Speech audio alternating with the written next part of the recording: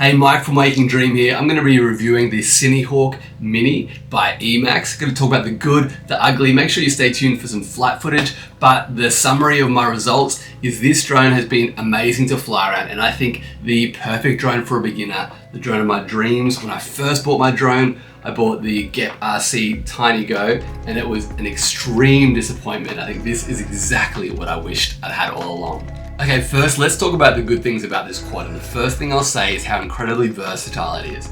From slow cinematic fly-throughs of real estate and construction, to then taking it down to the local park and ripping it, doing freestyle, high speed, close proximity. I've had a lot of fun with this quad doing both of those scenarios, and it's performed exceptionally well. It's obviously not a 5-inch freestyle quad, but for what it is, the size it is, it's something you can get into freestyle, you can get into cinematic movements, you can create great footage with the O3 footage on board. It's awesome. The next thing I would say is the durability factor has been exceptional. Like I said, I've been freestyle ripping this quad, crashing this quad. I crashed it, just a stupid mistake, from 20 meters in the air above concrete. Just had to watch it fall out of the sky and crash. I thought it was going to be in a million pieces, but it's barely got a scratch on it. One downside to the durability factor is the O3 air unit at the top is quite unprotected. So that is an area that I would be concerned about breaking, but the rest of this quad, man, these prop guards are bouncy, durable. The cage down the bottom's got plenty of scuff marks from my bad landings, but super durable. The final thing I'd say, one of the main positives of this drone and why I would be so happy to recommend this instead of something like the Tiny Hawk like I got, is this is a quad that can grow with you. Not like this where it sits in the cupboard as soon as you upgrade. This is a quad that you can keep in your gear bag, in your kit bag, and use when the scenario fits it best. If you get a 5-inch drone, if you get a 7-inch long range drone, this is going to be a quad that you can keep with you. It's on O3 air unit. You can keep it growing and using it commercially or just for fun, but it's a great quad that's adaptable. Okay, now let's talk about some of the cons. And the first thing I'd say is it's a bit of a pain to work on. So if you buy this as a bind and fly ready to go with O3 installed, I think you're going to be laughing. It's going to be fantastic. Use the ELRS that comes pre-installed in it. It's inbuilt onto the all-in-one flight controller. That would be your best case scenario, and I would highly recommend doing that. I bought the bring your own VTX, which meant that I had to solder on the cables for the O3 air unit. And it also, for me, meant that I had to change out some of the ELRS configuration because I don't fly ELRS, I fly Crossfire. But working on this was a little bit of a pain. The way they've got the air unit installed, it's kind of upside down. So you can see you've got easy access to the USB-C port there, which is really nice. So that's great. Doing any soldering on it though is not super great unless you pull everything apart. I didn't really want to take off all the motor wires, didn't want to desolder the motor wires, didn't want to take away the tape. They've got everything nice and neatly there. So I kind of had to solder around some of that. So I'd say it is a little bit of a pain to work on. Some of the other negative things is it doesn't have a naked GoPro mount. There's no way to attach a GoPro to this. There's no 3D prints that I know of online. I hope that someone will create one because that would be extremely useful.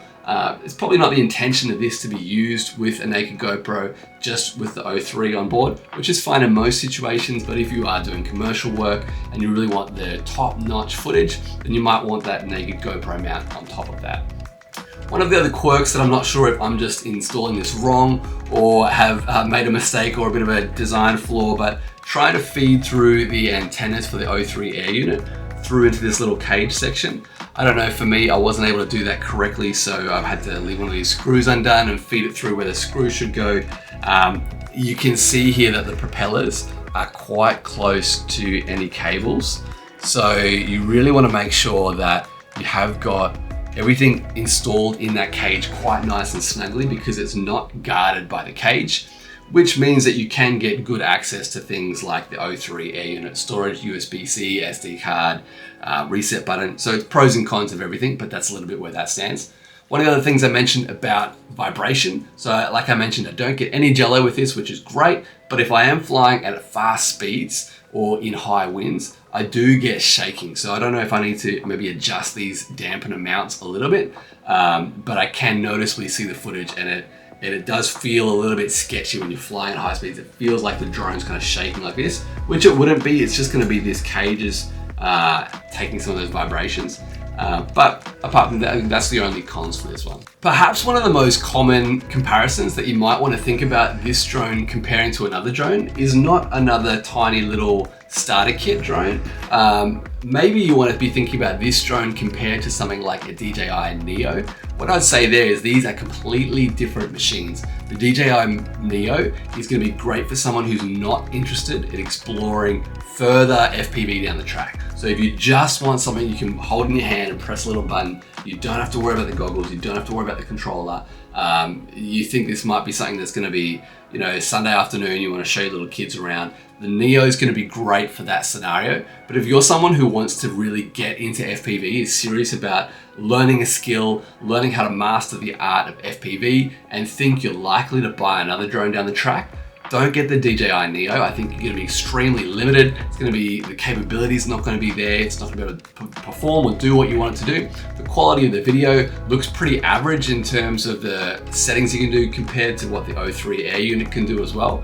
And then you're also buying a bunch of kit. You have to buy the DJI controllers to be able to access that world. I think you want to go straight into the route of either ELRS or Crossfire, buy a good controller, one that you can use with a simulator, one that you can use with further drones down the track and not have to re-buy everything like I did. Okay, that's it for this review. I hope you've enjoyed it. Enjoy some of the flight footage. I'd love to hear in the comment section if you have another quad in this category that you would recommend, that you think could compare or have different pros and cons. Drop your comments what your experience has been. I'd love to hear. Cheers, bye.